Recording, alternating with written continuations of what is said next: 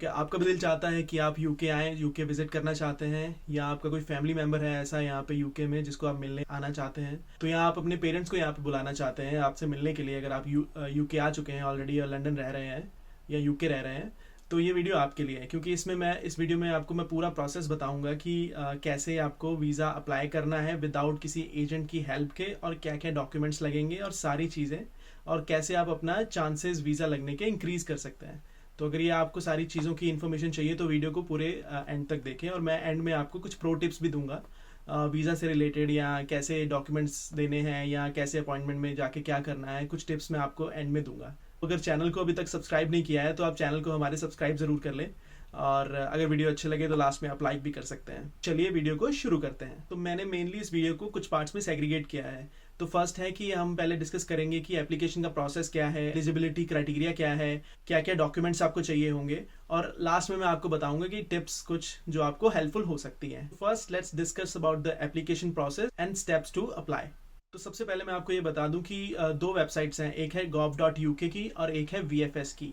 VFS एक third party है जो कि government.uk के लिए डॉक्यूमेंट्स कलेक्ट करती है एप्लीकेंट से, और gov.uk जो यूके गवर्नमेंट की अपनी वेबसाइट है, वहाँ पे एक एप्लीकेशन फॉर्म आपको सबमिट करना होता है। तो ये दो वेबसाइट्स हैं जो ज़रूरी हैं इस वीज़ा को अप्लाई करने के लिए। File filling the form on government.uk, visa का फॉर्म भरने से पहले आपको कुछ डिटेल्स ज़रूर अपने पास होनी चाहिए फॉर्म स्टार्ट करने से पहले। उनमें से कुछ डिटेल्स हैं कि आप यूके क्यों विज़िट करना चाहते हैं, आपके पास उसका स्ट्रॉन्ग रीज़न होना चाहिए, आप वहाँ पे जाके कितना पैसा स्पेंड करेंगे, आपके पास वो डिटेल्स होनी चाहिए, और आपके पास आपके अपने पेरेंट्स की सारी डिटेल्स होनी चाहिए, उनका डेट ऑफ बर्थ, प्लेस, ये सब चीज़ें मांगी जाती हैं।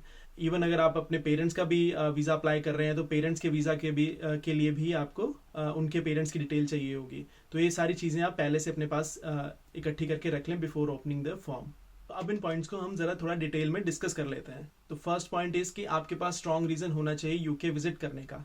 जो यूके गवर्नमेंट है या होम ऑफिस है, तो वो वीज़ा एप्लीकेंट्स का सबसे पहले ये चीज़ चेक करता है कि वो यूके क्यों आना चाहते हैं। तो मेन रीज़न इज़ कि वो ये देखना चाहते हैं कहीं वो बंदा आके यहाँ पे बस तो नहीं जाएगा, कि कहीं वापस ही ना जाए। तो उनकी इकोनॉमी पे लोड पड़ता है अगर कोई भी ऐसा बंदा आ जाता है जो वापस नहीं जाता, और रिस्क भी हो सकता है उनके अपने कंट्री के लिए, टेररिस्ट हो सकता है, कुछ भी, मतलब इस तरह की चीज़ें हो सकती हैं। तो इस चीज़ का बहुत सारा ध्यान रखा जाता है कि वो बंदा क्यों विजिट करना चाहता है यूके। तो आपके पास एक स्ट्रॉन्ग रीज़न होना चाहिए, आप उसको, मतलब स्ट्रॉन्ग रीज़न को आपको वहाँ पे मेंशन करना होता है पूरा कि आप क्यों यूके आना चाहते हैं। जैसे किसी के पेरेंट्स आना चाहते हैं तो वो ये लिख सकते हैं कि हम अपने फैमिली टाइम स्पेंड करना चाहते हैं, या अपने बच्चों से मिलने के लिए आना चाहते हैं, प्लस यूके घूमना चाहते हैं इसलिए आना चाहते हैं। अगर कोई नॉर्मल बंदा सिर्फ यूके घूमने आना चाह रहा है या अपने हनीमून पे आना चाह रहा है, तो वो अपना वो रीज़न वहाँ पे मेंशन कर सकता है क्लियरली कि वो क्यों एक्चुअली यूके आना चाहता है और कितने टाइम के लिए आना चाहता है। इस बात कर लेते हैं, फॉर्म में आपको सबकी डेट ऑफ बर्थ करेक्टली चाहिए होगी, और नाम और डिटेल्स भी चाहिए होंगी। जैसे अगर मुझे अपने पेरेंट्स का वीज़ा अप्लाई करना था तो मुझे उनकी डिटेल्स डालनी पड़ी, प्लस उनके अपने पेरेंट्स की डिटेल्स भी चाहिए थी। Basically my grand mom grand dad की भी डिटेल्स वहाँ पे फॉर्म में भरनी थी।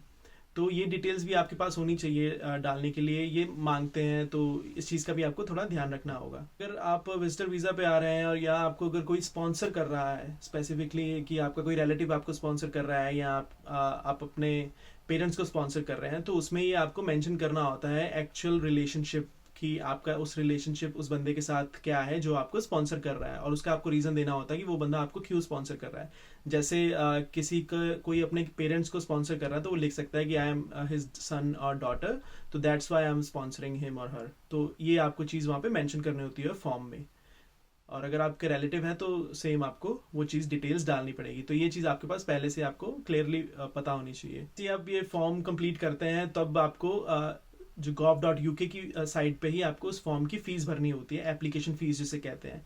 Currently time of the making of the video application fees is 9849, लगभग 10,000 के आसपास लगते हैं वीज़ा अप्लाई करने के। ऐसे ही आप एप्लीकेशन कंप्लीट कर लेते हैं तो आपके ईमेल पे वो एप्लीकेशन नंबर आ जाएगा और फॉर्म आ जाएगा।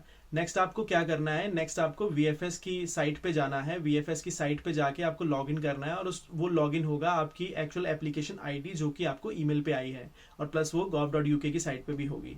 तो आपको उस एप्लीकेशन आईडी के साथ VFS की साइट पे लॉगिन करना होगा। तो उसके बाद आपको उस पे जाके आपको अपॉइंटमेंट बुक करना होगा। अपॉइंटमेंट भी दो तरह की होती हैं, एक फ्री वाली होती हैं, कुछ पेड भी होती हैं। तो डिपेंड करता है कि आपको कब की चाहिए, और जब की चाहिए आपको वहाँ पे उस टाइम पे फ्री वाली आ रही है या नहीं आ रही है। जो पेड होती हैं उसके प्राइस अराउंड 4,000-5,000 के आसपास होते हैं नॉर्मली। तो डिपेंड करता है कि आपकी नीड पे, कि आपको जल्दी अपॉइंटमेंट चाहिए और वो फ्री वाली अवेलेबल नहीं है, तो तब आप पेड वाली ले सकते हैं। लेकिन चीज़ है कि वीज़ा आने का कितना टाइम लगता है। तो थिंग इज़ कि वीज़ा आने में नॉर्मली वो बोलते हैं 15 वर्किंग डेज लगेंगे, अराउंड 3 हफ्ते के आसपास।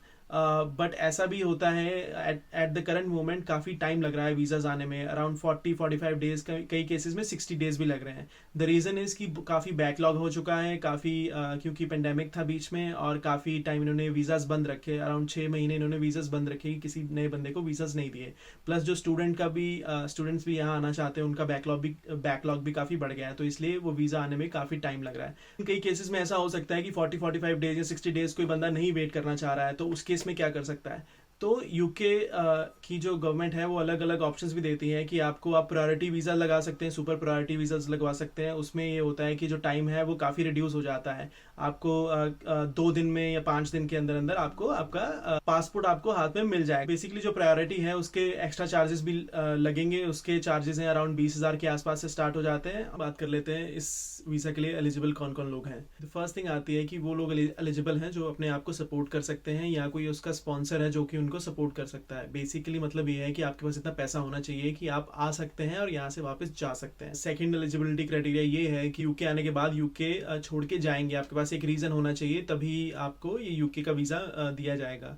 ऐसा नहीं है कि आपके पास कोई रीज़न ना हो वापस जाने का और आप यहीं पे बस जाएं, तो वो ये नहीं चाहते हैं। अब हम बात कर लेते हैं सबसे इंपॉर्टेंट चीज़ की, वो है डॉक्यूमेंट्स। आपके डॉक्यूमेंट्स पूरे सही होने चाहिए एप्लीकेशन में, नहीं तो आपको पता है कि उसका रिजल्ट क्या हो सकता है। तो पहले ये डिस्कस कर लेते हैं कि हमें डॉक्यूमेंट्स कौन कौन से चाहिए, कौन कौन से डॉक्यूमेंट हमारा केस स्ट्रॉन्ग बना सकते हैं। अगर आप एक इंडिविजुअल हैं और आप खुद आना चाहते हैं, आपका कोई रिलेटिव या कोई रिश्तेदार यहाँ पे नहीं रहता है, तो उस केस में आपको क्या करना होगा कि अगर आप कोई एम्प्लॉई हैं, अगर आप किसी कंपनी में काम करते हैं, तो आपको उस कंपनी से एक लेटर लेना होगा जिसमें आप बता सकें कि आप इस टाइम से इस टाइम तक छुट्टी पे जाएंगे, और आपके एचआर को इस चीज़ की नॉलेज है कि आप यूके जाना चाहते हैं और छुट्टी पे जाना चाहते हैं। ये एक चीज़ हो गई। सेकंड, आपको अपनी सैलरी स्लिप्स दिखानी चाहिए लास्ट 3 मंथ्स की, जिसमें आप प्रूव कर सके कि आपके पास वापस आने का बेसिकली रीज़न है। थर्ड चीज़ जो आप कर सकते हैं वो है अपनी बैंक स्टेटमेंट, जिसमें सैलरी आती है, जिसमें थोड़ा बैलेंस भी हो, कि आप ये दिखा सकें कि हाँ आपके पास पैसा भी है और आपके पास सैलरी भी है जो कि आ रही है, आपके पास एक रीज़न है वापस जाने का। जो नेक्स्ट चीज़ आप दिखा सकते हैं वो आपके प्रॉपर्टी पेपर्स, बेसिकली कि अगर आपके नाम पे एक प्रॉपर्टी है तो इससे ये होता है कि आपके टाइज हैं आपकी कंट्री में, जिसके कारण आप वापस ज़रूर जाएंगे, क्योंकि आपके पास वहाँ पे एक ऐसा एक एसेट है जिसको आपको मेंटेन करना है, और आप उसको मेंटेन करने के लिए आप वापस ज़रूर जाएंगे। तो एक सॉलिड केस बनाने में हेल्प करता है आपकी। लेकिन अगर आप एक बिजनेसमैन है तो थोड़े डॉक्यूमेंट्स में चेंज आ जाता है। तो बिजनेसमैन के डॉक्यूमेंट्स थोड़े अलग होते हैं। तो बिजनेसमैन अपना बिजनेस के जो डॉक्यूमेंट्स हैं, जैसे कि किसके नाम पे है बिजनेस और क्या बिजनेस है, उसके डॉक्यूमेंट्स दे सकता है। प्लस आप अपनी बैंक स्टेटमेंट दे सकते हैं, जिससे वो बिजनेस की मनी ट्रांजैक्शंस होती हैं। थर्डली, आप अपनी ईयर की ITRs बता सकते हैं कि आपका बिजनेस रनिंग है और आप उस पर ITR भी भरते हैं, उसमें टैक्स पे करते हैं उस पर। और ऑल्सो कि आपकी अगर बिजनेस है या आपकी कहीं शॉप है या आपका कोई शोरूम है या आपकी कोई फैक्ट्री है, तो आप उनके डॉक्यूमेंट्स भी अपने साथ में लगा सकते हैं, जो कि आपके केस को स्ट्रॉन्ग बनाएगा। इसके अलावा आप अपनी सेविंग्स दिखाने के लिए अपनी FDs यूज़ कर सकते हैं, अपनी बैंक स्टेटमेंट यूज़ कर सकते हैं, अपनी कोई इन्वेस्टमेंट जैसे शेयर्स में कोई इन्वेस्टमेंट है वो भी दिखा सकते हैं, जिससे पता चलेगी आपके पास पैसा भी है और आपके पास टाइज भी हैं अपनी कंट्री वापस आने के लिए। अब बात कर लेते हैं स्पॉन्सर्ड वीज़ा की। बेसिकली जैसे आप अपने पेरेंट्स को बुलाना चाहते हैं यहाँ पे, तो उसके लिए कुछ डिफरेंट डॉक्यूमेंट्स लगेंगे, कि एक स्पॉन्सर्स वाले डॉक्यूमेंट लगेंगे, क्योंकि आप अपने पेरेंट्स को स्पॉन्सर कर रहे हैं। उससे होता ये है कि जो वीज़ा देने वाला है उसको लगता है कि हाँ ये बंदा पहले से इस कंट्री में रहता है और ये किसी को स्पॉन्सर कर रहा है, तो उसकी रिस्पॉन्सिबिलिटी है कि ये बंदा वापस जाए अपना टेन्योर खत्म होने के बाद वीज़ा का। तो आपके लिए वीज़ा अप्लाई करना चाहता है, उसके ये डॉक्यूमेंट्स प्रोवाइड करने चाहिए आपका वीज़ा केस स्ट्रॉन्ग करने के लिए। तो फर्स्ट थिंग है कि वो आपको एक स्पॉन्सरशिप लेटर बना के देगा, जिसमें वो क्लियरली मेंशन करेगा कि आप क्यों यूके आना चाहते हैं, क्या रीज़न है उसका, बच्चों से मिलने के लिए या घूमने के लिए, what ever the reason is, वो आपको उसमें मेंशन करना होगा। सेकेंडली आपको ये मेंशन करना होगा किस कंपनी ने आपको वीज़ा दे रखा है, आप कौन से वीज़ा पे हैं, कौन से स्टेटस पे, आपका वीज़ा स्टेटस क्या है इस कंट्री में, आप सिटीजन हैं, आप किसी स्किल्ड वीज़ा पे आए हुए हैं या किसी भी वीज़ा पे आए हुए हैं, तो आपको वो चीज़ उसमें मेंशन करनी होगी। थर्डली आपको मेंशन करना होगा अपनी सैलरी स्लिप्स का कि कौन सी कंपनी है आपकी, क्या क्या सैलरी स्लिप है। आप ऑफर लेटर भी लगा सकते हैं, अपनी सैलरी स्लिप्स भी दे सकते हैं। और नेक्स्ट चीज़ जो आप लगा सकते हैं वो है अपनी बैंक स्टेटमेंट जिसमें आपकी सैलरी आती है, ताकि ये प्रूव हो सके कि हाँ आप किसी जगह पे रहते हैं। नेक्स्ट चीज़ आती है कि आपको रिलेशनशिप भी प्रूव करना होगा कि आपका रिलेशनशिप क्या है जिस बंदे को आप स्पॉन्सर कर रहे हैं। फॉर एग्जांपल अगर आप पेरेंट्स को अपने स्पॉन्सर कर रहे हैं तो आपका BRP और अपना पासपोर्ट लगवाएं, क्योंकि पासपोर्ट में नाम लिखा होता है आपका बेसिकली आपके पेरेंट्स का, तो उससे आपका प्रूव हो जाता है आपका रिलेशनशिप कि आपका ब्लड रिलेशनशिप है, दैट्स वाई आप उनको स्पॉन्सर कर रहे हैं। नेक्स्ट चीज़ जो आती है कि उसमें ये आता है कि जो बंदा स्पॉन्सर कर रहा है वो उसके पास कौन सा वीज़ा है UK में रहने का, वो वैलिडिटी चेक करने के लिए वो क्या करते हैं कि आप अपना BRP लगा सकते हैं, या अगर आप यहाँ के पासपोर्ट होल्डर हैं तो आप यहाँ का रेड पासपोर्ट, अपना UK का पासपोर्ट लगा सकते हैं, जिससे ये प्रूव हो जाए कि आपके पास वैलिड वीज़ा है या वैलिड सिटीजनशिप है यहाँ पे रहने के लिए। और अगर आप मैरिड हैं और आपकी वाइफ भी यहीं पे हैं और वो भी आइदर वीज़ा पे हैं या जॉब करती हैं, तो आप उनके भी डॉक्यूमेंट साथ में लगा सकते हैं। प्लस आप को ये बताना होता है इम्पॉर्टेंटली कि आप कितने पैसे खर्च करेंगे एप्लीकेशन में भी, और प्लस आपके स्पॉन्सर लेटर में भी।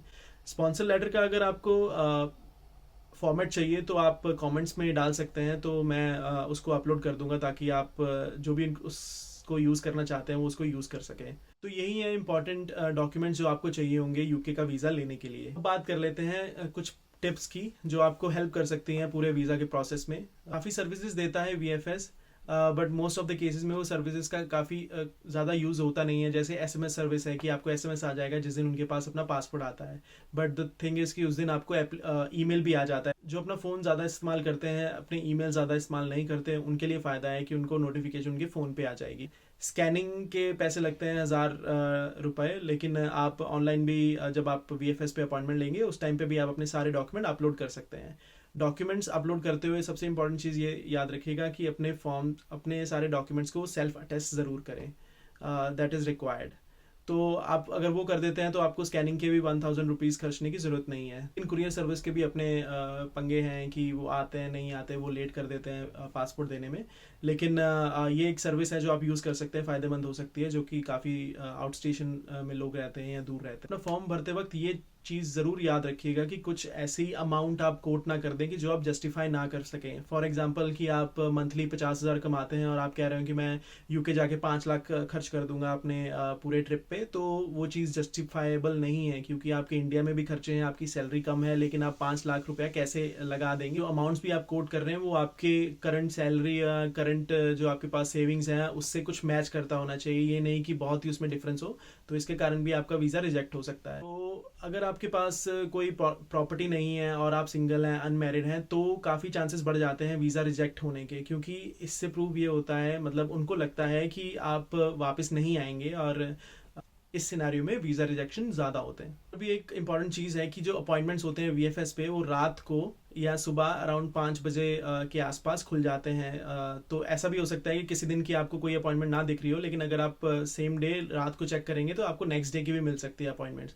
एंड मोस्ट इंपॉर्टेंटली अपनी टिकट्स, ट्रैवल की कोई भी प्लानिंग मत कीजिएगा जितनी देर आपका वीज़ा नहीं आता है, क्योंकि ये UK की जो government.uk की वेबसाइट है उन्होंने भी ये चीज़ क्लियरली मैंशन करी है कि आप अपना कोई भी ट्रैवल बुकिंग्स ना करें जब तक आपके पास वीज़ा नहीं आता, क्योंकि वो आपको कॉस्ट पड़ेगी और कोई गारंटी नहीं है कि आपको वीज़ा आए ही आए। तो इस चीज़ का पूरा ध्यान रखिएगा। तो that's a video guys, I hope आपको ये वीडियो हेल्पफुल लगी हो, और आप भी अगर अपना वीज़ा अप्लाई करना चाहते हैं खुद से तो आप सक्सेसफुली अपना वीज़ा अप्लाई कर सकें। और अगर आपको कोई और क्वेश्चंस हैं जो कि मैंने मिस कर दिए होंगे इस वीडियो में, तो आप ज़रूर मुझे कमेंट बॉक्स में बताइए। और अगर होप आपको ये वीडियो अच्छी लगी हो, लाइक शेयर सब्सक्राइब आपको पता ही आपको करना ही, आप करते भी हैं, इसीलिए हम 15,000 की कम्युनिटी हमने बना ली है। तो thank you guys, thanks for all the support, bye bye, wait till the next video.